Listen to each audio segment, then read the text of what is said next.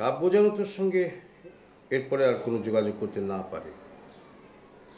যদি তোকে বিরক্ত করে আমাকে বলবি। ওর দুর্ব্যবহারে আমি বিস্মিত হয়েছি। এ ছেলে কোনোদিন সভ্য হবে না। যে ব্যবহার সে আমার সাথে করেছে আমি কখনো কোনোদিনই ভাবতে পারিনি। বাবা, আমার জন্য তোমাদের খুব কষ্ট হয়েছে না? কাব্য তোমাকে অপমান করেছে। বাবা, সত্যি করে একটা কথা বলবে? বল। তোমরা কি আমাকে ক্ষমা করতে পেরেছো? এ প্রশ্ন কেন? তোমরা আমাকে মন থেকে ক্ষমা করতে পারোনি বলেই এই বাড়ি থেকে আমাকে দ্রুত বিদায় করে দিচ্ছ। আমি তোমাদের কাছে আর আগের মতো নেই। তুই তো দেখি আমাদের থেকে অনেক দূরে চলে যাচ্ছিস।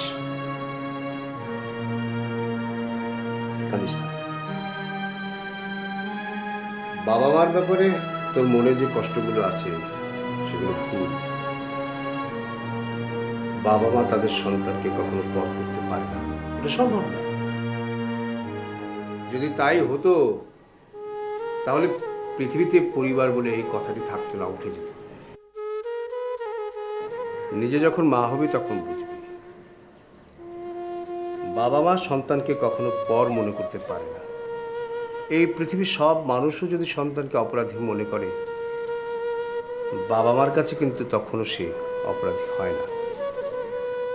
যে কোনো অন্যায় বাবা মাই প্রথম শুধরে দেয়। তবে হ্যাঁ, অনেকে আছে বাবা মার আদর্শ থেকে বেরিয়ে যায়, তা তো আর কিছু করার থাকে না, তাই না? তুই কাব্যকে ভালোবেসেছিলিস, সেটা ভুল। কাব্য আমাদের নিজেদের ছেলে। এখন নিজেদের মানুষ যদি অন্যায় করে তাহলে তো বিস্ময় প্রকাশ ছাড়া আর কিছুই করার থাকে না। শোন, তোর বিয়েটা যে আমরা তাড়াহুড়ো করে দিচ্ছি তার দুটি কারণ আছে। এক হলো, বিয়ে তাড়াতাড়ি হয়ে গেলে পরে সবাই খুব তাড়াতাড়ি ভুলে যাবে যে কাব্যর সাথে তোর একটা সম্পর্ক ছিল। আর দুই হলো, আজকাল এই যুগে সজলের মতো ছেলে পাওয়া খুব মুশকিল। আমি শুধু সময়টাকে ব্যবহার করছি, ব্যাস। তুই আমার মেয়ে, আগে আমার কাছে যেমন ছিল এখন তেমনি আছিস। কাব্যর কথা ভুলে যা। মনে কর কাব্য নামে কাউকে তুই চিনিস না, কোনদিন দেখিস নি। বাবা, আমাকে তোমরা ক্ষমা করে দিও। ক্ষমার প্রশ্ন উঠছে কেন মা? তুই আমার মেয়ে, আমারই মেয়ে। যা মা, হাত থেকে আর কাঁদিস না। মিথ্যে কথা কেন বলছো? মিথ্যে বলছি মানে? তুমি তো শপিং এ যাও, তুমি কাউকে খুঁজতে গিয়েছিলে। কাকে?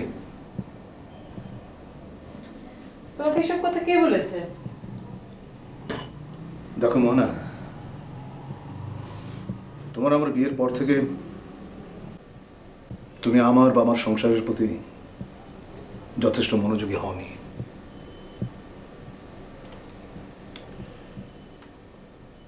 আমার মেয়ে তোমার সম্পর্কে যা বলেছে এখন মনে হচ্ছে সেটা সত্যি। তুমি একটা উদ্দেশ্য নিয়ে আমার কাছে এসেছো, ঠিক না?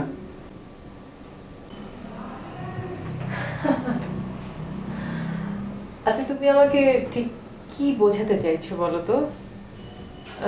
আমি অবশ্য জানতাম যে সব দোষ আমার ঘাড়েই শেষ পর্যন্ত পড়বে। তুমি কি চাইছো যে আমি এই বাড়ি ছেড়ে চলে যাই? সেটা সোজাসুজি বললেই পারতে যে চলে যাও।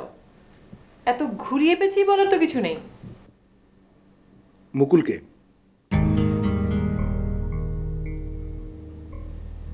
মুকুল?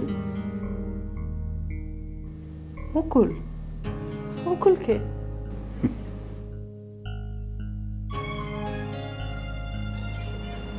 রাখো মোহনা, তুমি আমাকে ভালোবেসে কিংবা আমার কি দেখে বিয়ে করেছো সেটা নিয়ে আমার এখন যথেষ্ট সন্দেহ আছে। আমি কিন্তু তোমাকে ভালোবেসে বিয়ে করেছিলাম।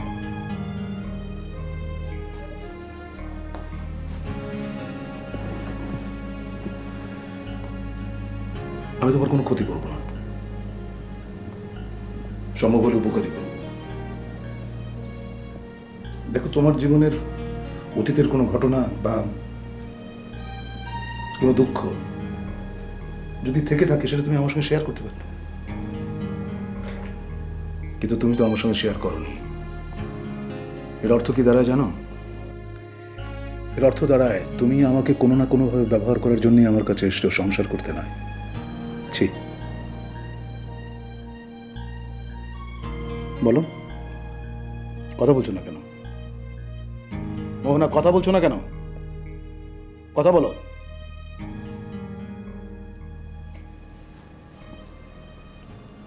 হ্যাঁ রানা, আমার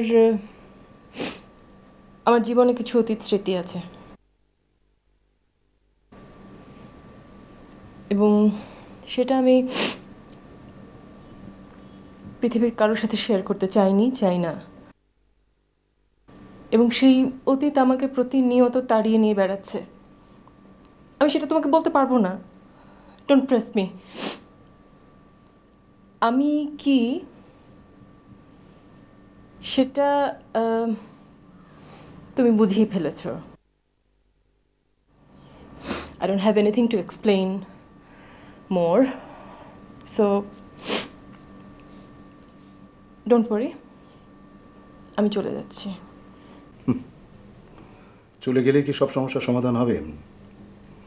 তুমি যে আমার স্ত্রী, এটা কি করে বুঝবে? তুমি আমার ডিভোর্স লেটার পেয়ে যাবে। মোহনা, জীবনটাকে এত সহজ হবো কেন?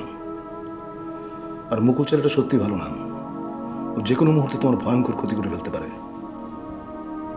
মুকুলের সাথে তোমার কথা হয়েছে? হ্যাঁ।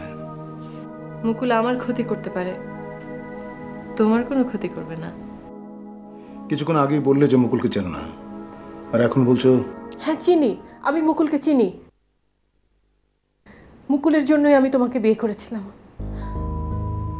কারণ আমার জীবনে নিরাপত্তার খুব প্রয়োজন ছিল রানা। আমি ভেবেছিলাম তোমাকে বিয়ে করলে মুকুল আমার আর কখনো কোনো ক্ষতি করবে না, ও কোনো সাহস পাবে না। কিন্তু এখন দেখছি তোমার সম্পত্তি পাওয়ার জন্য মুকুল আমার ক্ষতি করতে চাচ্ছে। আমি তো কিছুই বুঝতে পারছি না। এই মুকুলটা কে? ও তোমাকে ব্ল্যাকমেল করতে চায় কেন? আচ্ছা, মুকুল কি তোমার হাজবেন্ড? না। তাহলে?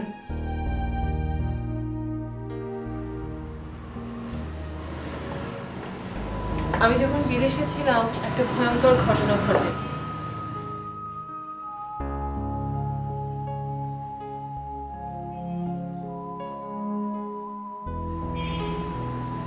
আমার রুমে একদিন এক বিদেশিনী খুন হয়, তখন মুকুলই আমাকে বাঁচায়। মুকুল হলো আমার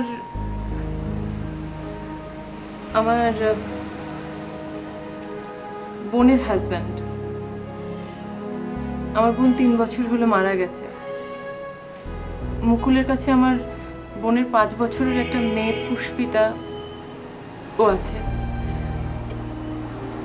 পুষ্পিতাকে খুঁজতেই আমি এখানে এসেছিলাম, এখনো খুঁজছি। কিন্তু মুকুল কিছুতেই পুষ্পিতাকে আমার কাছে দিচ্ছে না। আমি চাই না পুষ্পিতা মুকুলের কাছে থাকুক, কারণ মুকুল অসম্ভব একটা ভয়ঙ্কর রকমের বাজে ছেলে। যে বিদেশিনী আমার ঘরে মারা গিয়েছিল তার সাথে আমার কোনো রকম সম্পর্ক ছিল না, আমি তাকে চিনি না, জানি না।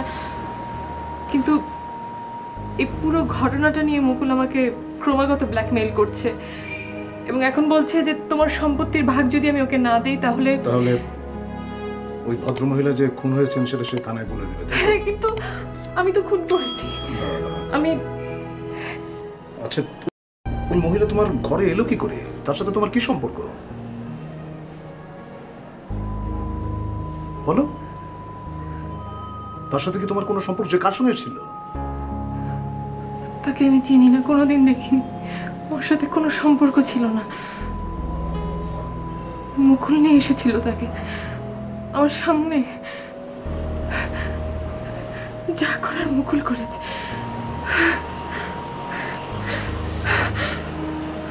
মোহনা, মোহনা, মোহনা, মোহনা, ভয়ঙ্কর, ভয়ঙ্কর। মোহনা, তুমি কোনো টেনশন করো না, আমি ব্যাপারটা দেখছি। আমি মুকুলের সঙ্গে কথা বলবো, আর যদি প্রয়োজন হয় আমি থানায় যাব। তুমি শান্ত হও প্লিজ। রক্ত,